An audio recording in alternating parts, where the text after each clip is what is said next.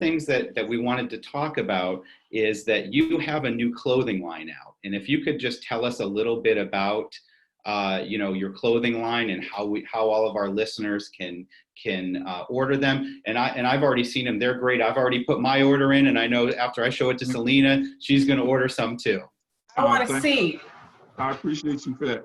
So this year, the past alumni game that we had in January, a close friend of mine and another Syracuse alumni by the name of Peter Haber, he picked me up in New Jersey. He lives in New Jersey, so I flew into Newark Airport because we made a big promise that we hadn't seen each other in so long. We're going to do the alumni game together.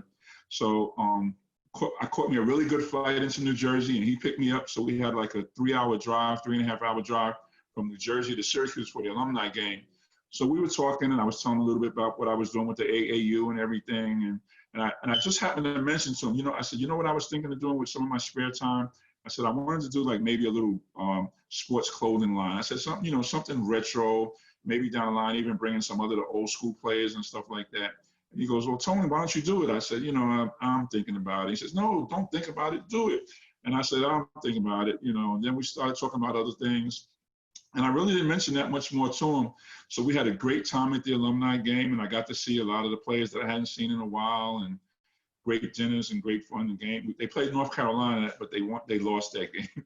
So to make a long story short, so about 3 weeks later, after I'm back in Hilton Head, I get an email from Peter, and it says, Tony, tell me what you think about some of these styles right here. So I wasn't quite sure what he was talking about. And I'm looking at the styles, and he had pulled some of the logos and stuff that I was talking about off of some of my old pictures, and the stuff was beautiful. And he said, we're going to do that clothing line you was talking about. He says, I'm not going to accept, we're going to talk about it later. We're going to do this.